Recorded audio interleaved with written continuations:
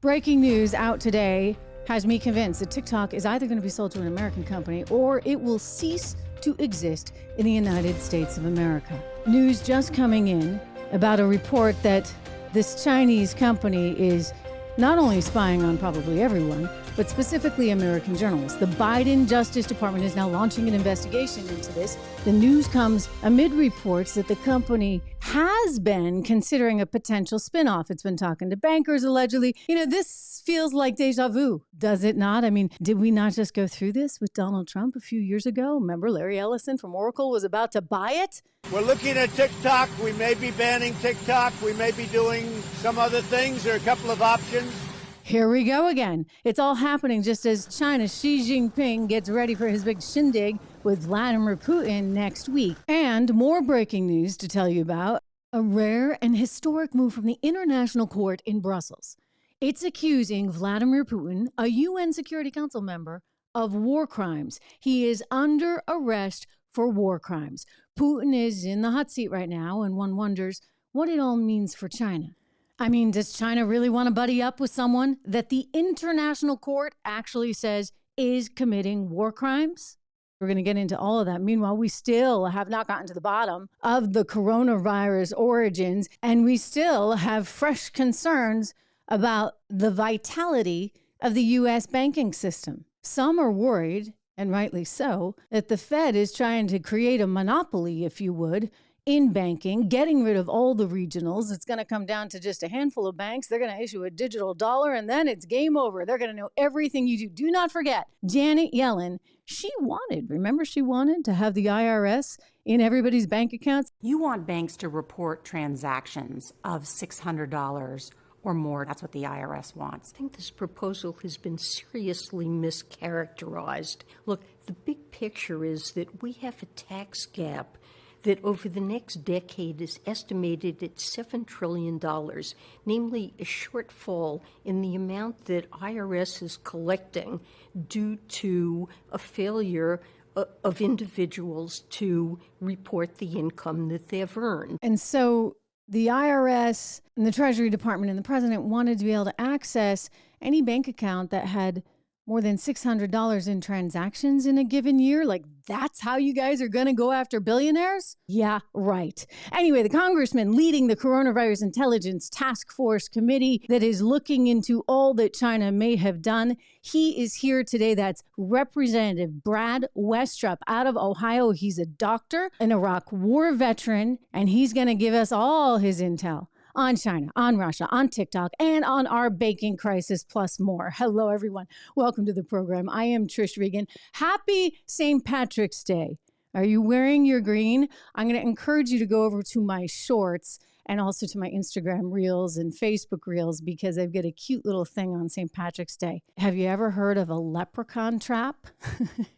I bet you haven't. It actually involves gold, which is a perfect segue to remind you that portions of today's show are brought to you by Legacy Precious Metals. You see, leprechauns love gold. Go to legacypminvestments.com for more. Again, legacypminvestments.com. Breaking right now, the Justice Department is launching an investigation into ByteDance, the company that owns TikTok, amid growing allegations that it is deliberately spying on U.S. journalists. And you know what? As a U.S. journalist, I'm going to just tell you this. I am not surprised one bit. So I've been on TikTok and I've seen what happens. I'll fill you in a little bit more on that in just a moment because undoubtedly, not only are they spying on journalists, they're spying on everyone. We have concerns. We have concerns about the app, and that's why we have called on Congress to act, and including, and I mentioned earlier, just moments ago, including how China is trying to collect the privacy of Americans in a way that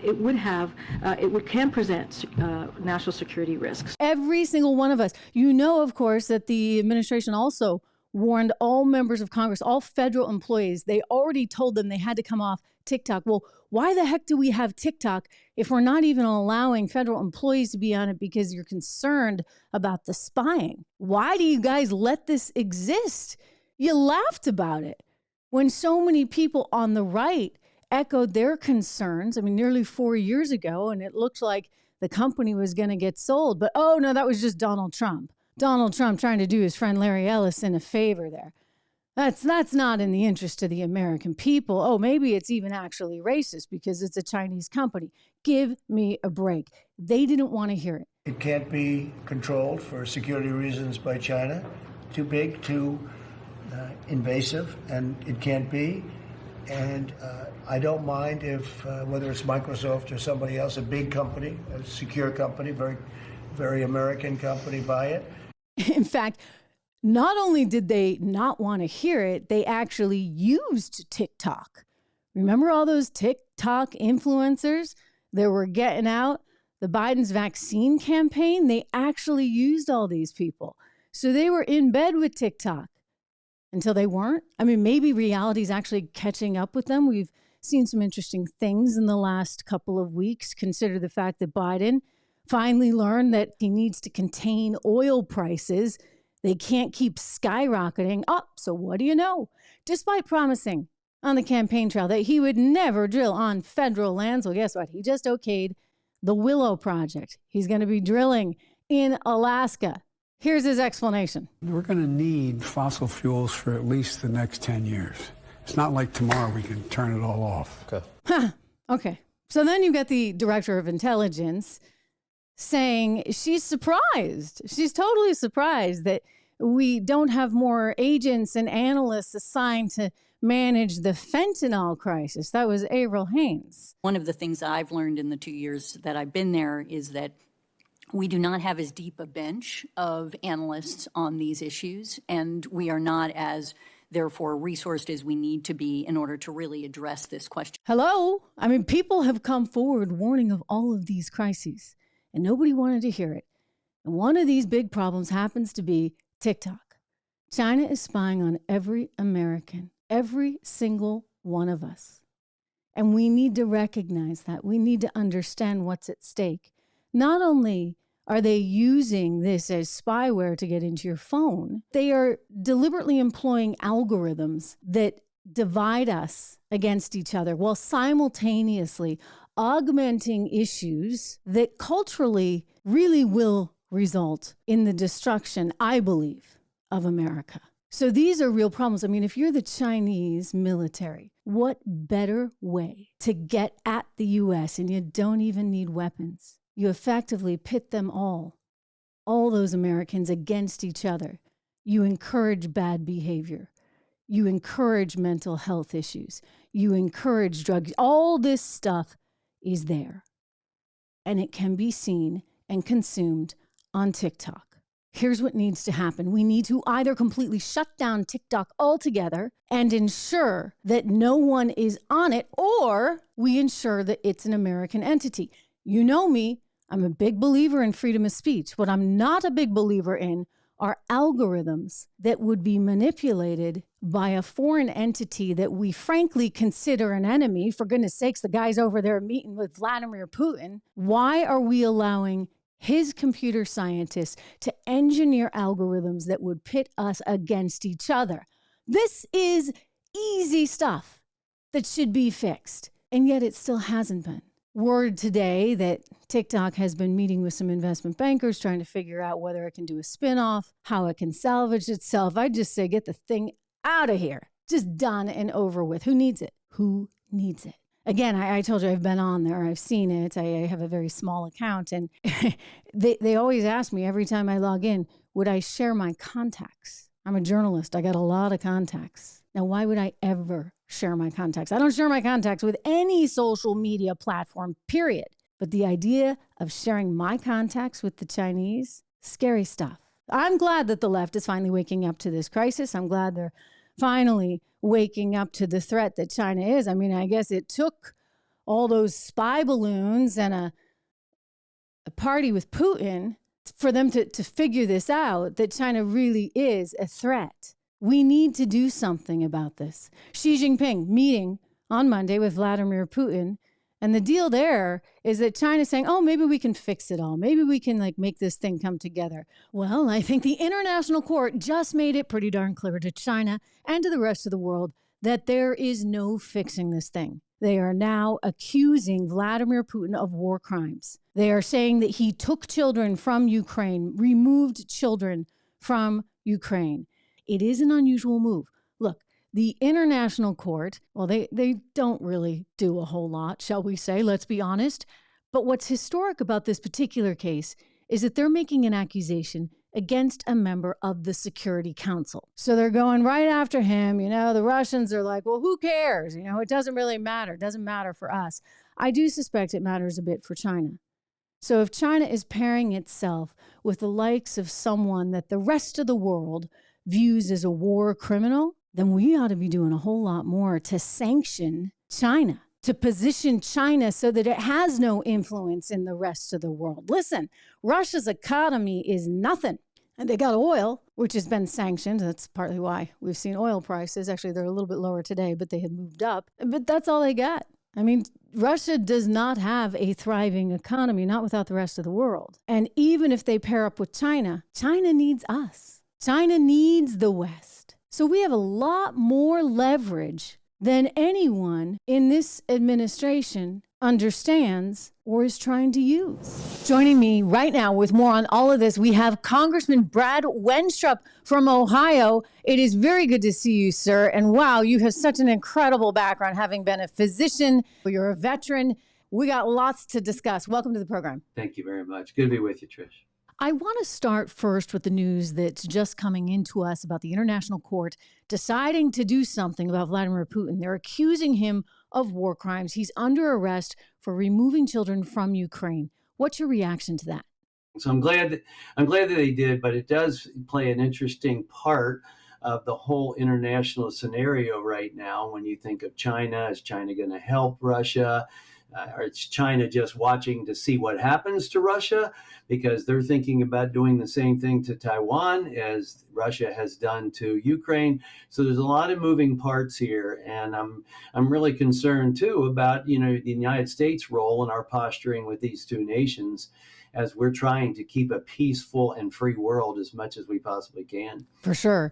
So of course we know that Xi Jing Ping is going over there for his big shindig with Vladimir Putin, and the two of them are going to try and work things out. China has communicated that they think they can help solve this. I suspect it's a whole lot more layered and deeper than that. Yeah, of course, I think the reaction from Russia has been like, well, that doesn't really matter to us. We're our own country and doesn't matter. Look, there's kind of an axis of evil, as Regan always described it, that is taking place, because who are cooperating militarily, et cetera? It's Iran, it's Russia, it's China. And they're really coming together on so many fronts, and it's kind of a dangerous omen for the world.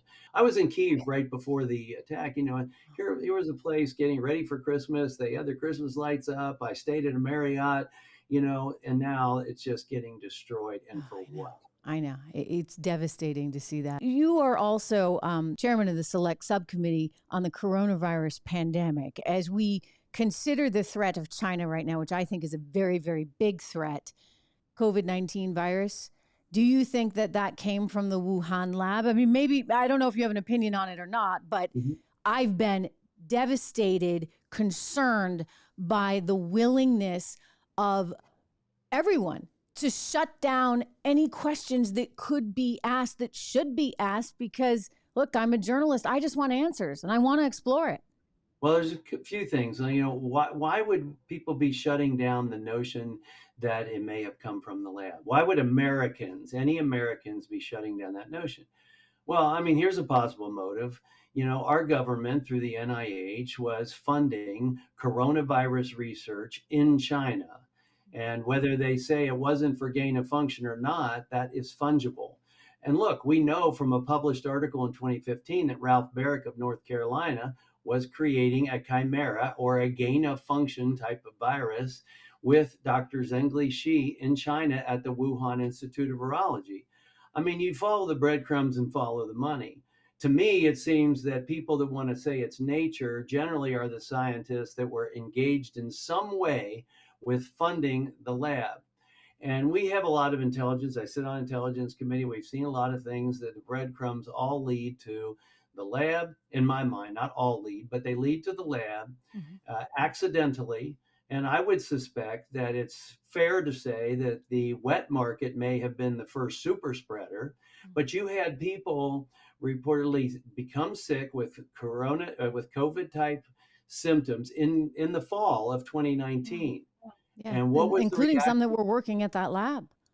That's what I'm talking about. Researchers there. And then they changed their ventilation system. They changed from being a civilian entity to a military entity.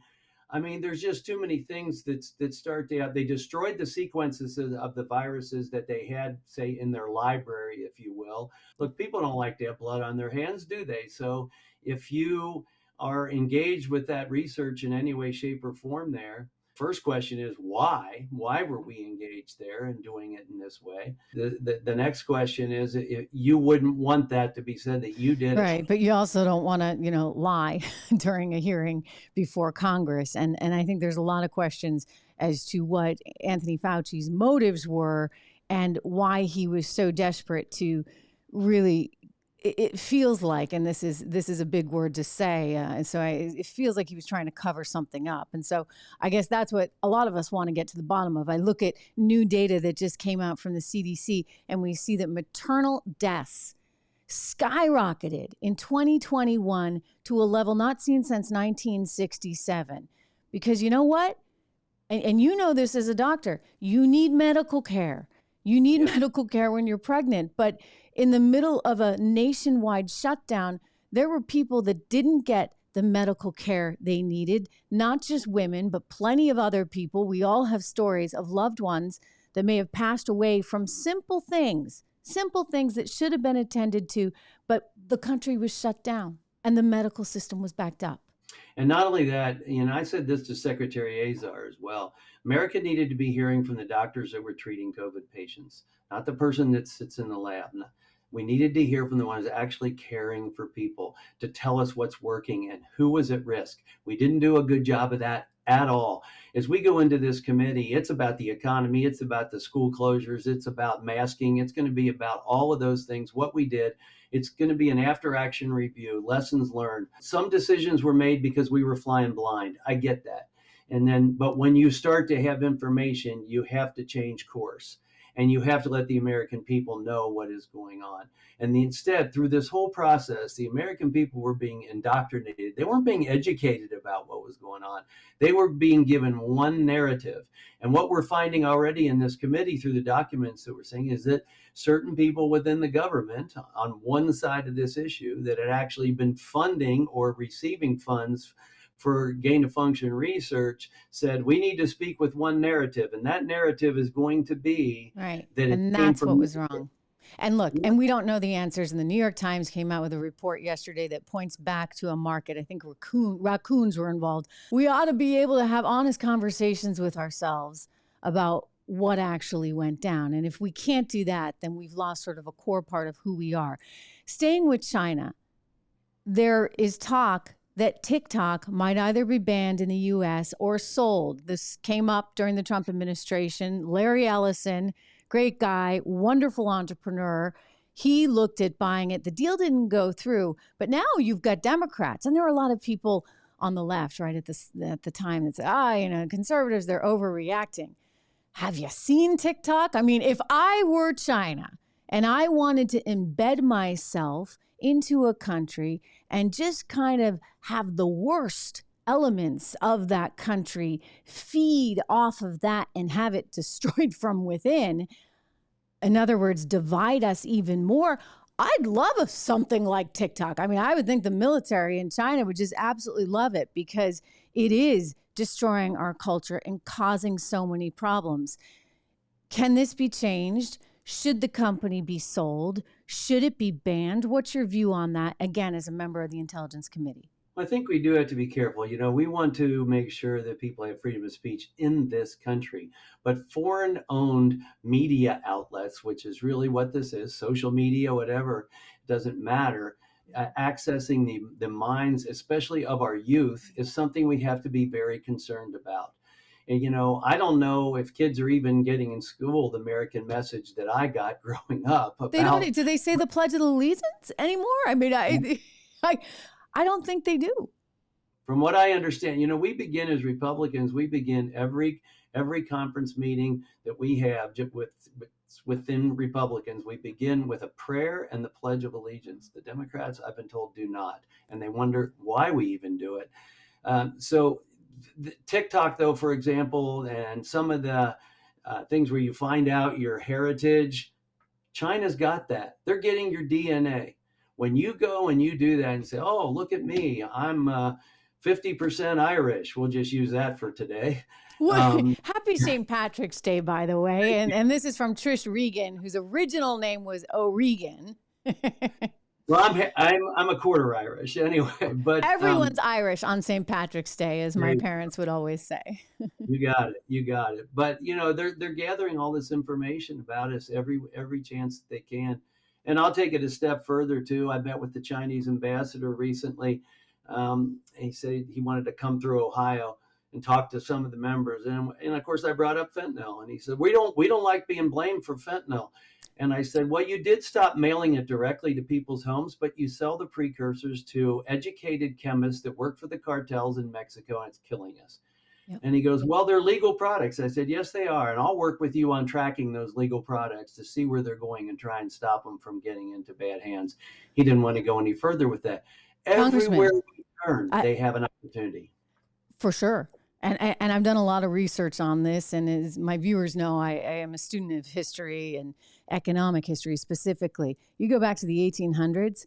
What is it that was going on? Oh, Westerners, primarily the British, but also Americans as well.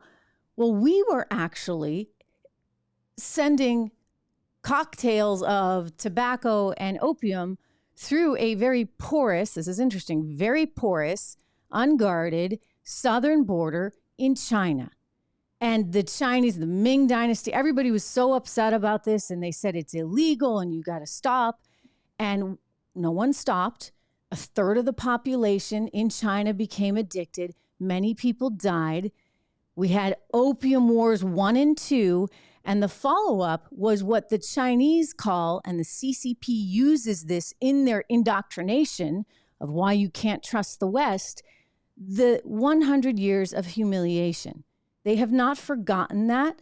And so when they are sending fentanyl to Mexican drug cartels to come up here into the U.S., I don't want to go so far as say it's payback, but it certainly is an interesting twist in history, knowing that they have not forgotten what we, Westerners, primarily, again, the UK, did to them. So it's worth knowing and understanding. And I suspect between the fentanyl, between the cultural destruction with TikTok, they've really got their eye on using non-military style types of programs to destroy us. Yeah, I mean, and what you said is accurate. But, I also grew up where my mom said, eat everything on your plate. There's poor people starving in China. And I said that to the ambassador, and he recited it as I said it. And so, one thing wasn't good, and the other thing we really, I guess, tried to make amends. And there's no doubt about it. Our shifting so much of our economy into China has helped them tremendously. And now we are in trouble as a result of that. For example, if China cut off all the active pharmaceutical ingredients and minerals that you need to make our medications, within 2 or 3 months, we would have nothing. And our medications are coming from China. That's another issue that we're addressing.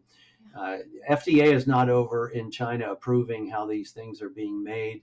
There's a lot of risk and dangers associated with that. They have a monopoly. Has this not taught us that globalism really is not all it's cracked up to be? I mean, again, I love economics, and comparative advantages are supposed to work, right? If we're good at this and they're good at that. But sometimes it comes down to a society being sustainable itself. And when you're relying on China for drugs, when you're relying on China, frankly, or any other country that you can't fully trust for anything, it just seems rather foolish.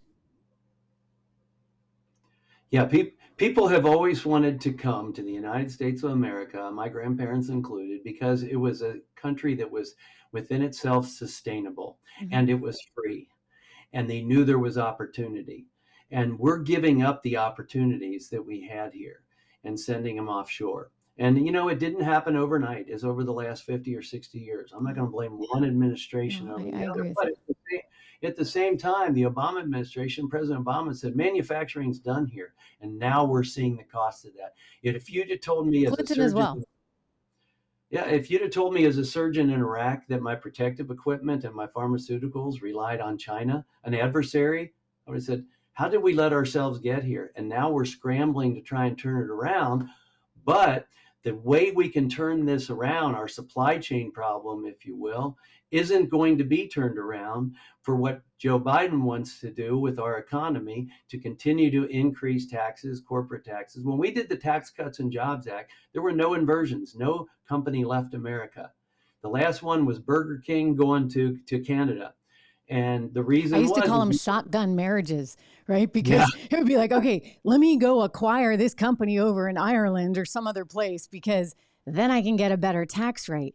And I'm like, wait a second, we're losing out as Americans. All we have to do is be more competitive on our tax rate. And I will give the last administration, by the way, Larry Kudlow over there, my former co-host at CNBC, brilliant economist, Steve Moore, another one who was the economic advisor to President Trump. These are very, very smart people. I think Art Laffer may have had a hand in things too, who also advised Reagan. They got it. They understood. And you know what, Congressman, you know this. We got the most tax revenue we've ever had as a nation, thanks to those policies. And Democrats deny that to this day. I mean, they sit on Ways and Means Committee and say it was a tax break for the rich. That's all it was. It cost us. They talk about how much it cost us. They didn't see that reducing the taxes actually led to increased revenue. They see it. They just they want to ignore it. No, they want more. And it's politically, viable for them to just paint, those rich people, those big bad rich people. Of course, I get a kick out of it because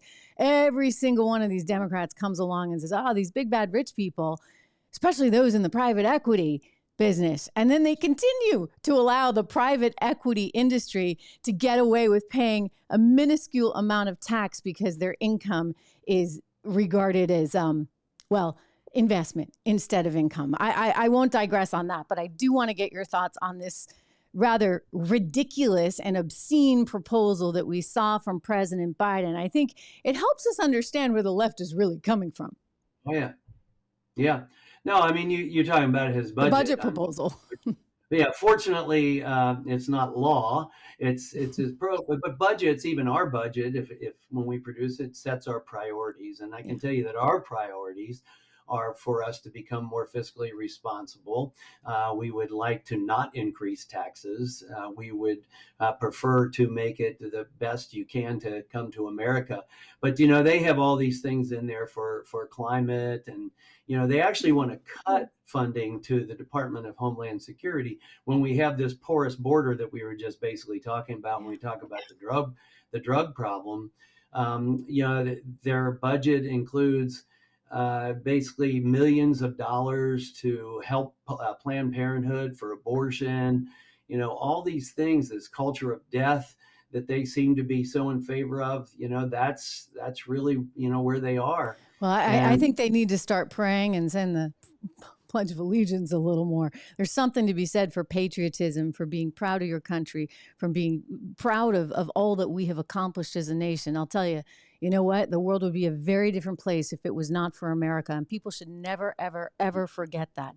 We have done so much to help so many countries. And if it weren't for us and the risks that we were willing to take on, I guess for one thing, we'd probably all be speaking German. But, look, America is a great place, and I hope it stays a great place. We need to ensure that everybody's got equal access to opportunity. Can't ensure the outcome. But before the final question here, this SVB thing, before I let you go, wow. I think they did kind of what they had to do. I blame them, by the way, completely for having gotten us into this mess with all the inflation. I think you had some idiots running the shop over at SVB that were more concerned with diversity efforts and making sure they checked their ESG boxes than minding their own portfolio and figuring out that, maybe inflation would be coming. So they were asleep at the switch. But a lot of people are growing concerned now, and I've been thinking about this, that we're going to run into having just a couple big banks, maybe even eventually just sort of one bank, because there's going to be a bank or two or three that the government's willing to bail out. So why would you ever bank with a regional. I think that's become quite clear. And Yellen sort of emphasized that in hearings just yesterday when she said, no, I'm not going to necessarily bail out a smaller bank in Oklahoma. Yeah. So if that's where we're heading, and we know that the government would love to be inside our bank accounts, Janet Yellen already told us how much she wanted to go after billionaires by going into allowing the IRS access to bank accounts, checking accounts that have $600 worth of transactions. Not sure how many billionaires she's going to find with that, but people are worried that they want to get in there with a digital dollar controlled by the government and really know exactly how much you have and everything that you spend. It feels almost science fiction. Yeah, the digital dollar concerns me tremendously. I think the idea of cash has got to remain part of our society. If we let that go, we're going to have problems, because then things are really out of control. I mean, just look at it. Basically, if all your dollars are digital, then you can be hacked at any time. All of those types of things. But you're right. And with the situation with SVB, I think that they made a lot of bad decisions. And I just wonder, I don't know that we need new regulations. I wonder if the regulations that were in place were actually being implemented and actually were people giving oversight to what banks were doing. And was the bank itself giving oversight to what it was doing? But no. And where was the FDIC? And by the way, JP Morgan, they had an analyst that warned about that risk that SVB was taking on with its treasuries and its very low interest rates. They warned about it last fall. And the assets that they had with inflation, the values were going down. And so they triggered some things that led to a run on the bank, and then they're trying to sell things off. And I'll tell you, one of the things that bothers me the most is how the people at the top walked away with all of their money. And I think that that's something that needs to be recognized as a problem. Well, First Republic too, by the way. I don't know if you caught this, but a bunch of insiders, including the head of risk management, sold on March 6th a ton of shares. I mean, March 6th was when the wheels started to come off the bus. And so these were executives at First Republic Bank. They sold somewhere around $12 million, $10 to $12 million worth of shares, according to a report in the Wall Street Journal. And I'm like, wow, I mean, that's pretty bad. They're getting bailed out by the banking industry itself in that case. But we clearly, we've got more problems. I mean, I think we put some Band-Aids on after 2008, but the truth is that there's problems, and the Fed has contributed to that, and the Democrats and Joe Biden's spending have augmented it as well. So here we are. Anyway, Brad Wenstrup, Congressman from Ohio, Republican Congressman from Ohio, it is great to have you here on the Trish Regan Show, and we do hope you come back soon. I'd be glad to. Thanks, Trish. Oh, my thanks again to Representative Wenstrup. Great to have him here. Coming up next week, we have a very just stellar lineup of guests. We're going to do a whole lot more on China. We're going to do a whole lot more on our border. We have Senator Marsha Blackburn joining us. We got the head of Border Patrol, Brandon Jund. He's going to be joining me. We have everyone's favorite, Dave Rubin. You know Dave Rubin from the Rubin Report, and many, many more guests. So make sure that you have subscribed. I always forget to tell you that. So I'm going to say it here at the end. Make sure you subscribe. Well, it's not quite the end, because I want to give a little plug for my guy Fluffy on this happy St. Patrick's Day. Fluffy, not exactly an Irish name. I guess if we had to do it over again, we probably might have tweaked that. But, kids get all the say in who picks the dog's name. I'm just going to mention that. So he's Fluffy, and he certainly is fluffy. And one of the reasons he's so fluffy and his coat is so beautiful and fluffy is because this dog eats, I would say, the best vitamin supplement you can possibly find on the market, created by naturopathic Dr. Dennis Black, who cares about dogs' health. I care about my dog's health. I want him to eat well. I want him to have a fluffy coat and a long, healthy life. So Fluffy gets a little rough greens. That's his vitamin sprinkled on top of his food. You don't have to change the food, actually. I use some pretty good food. But even if you don't, because I know, things are expensive these days, even if you just use that stuff on grocery store shelves, it comes in a can, and Dr. Black has called it dead food because it kind of is. Anyway, you make it alive here with these vitamins and these nutrients. And so you can put that on top of the food, and that really goes a long way because you're ensuring better health for your dog, at least knowing that they're getting all those vitamins. That's what makes me feel good. So get your Jumpstart free trial bag of Rough Greens today. All you have to do is go to roughgreens.com/Trish, my name, roughgreens.com/Trish, my name, and let me know what you think. You sign up, it's free, it'll be at your house in a couple of days. You just have to pay for shipping. Well worth a try, right? I have told you, send me pictures of your dogs. I'm waiting for them still, guys. Come on. I love seeing pictures of people's dogs. And if you don't have a dog, you really need to get one. Happy St. Patrick's Day. Big show next week. Subscribe, hit the bell, and I'll see you then.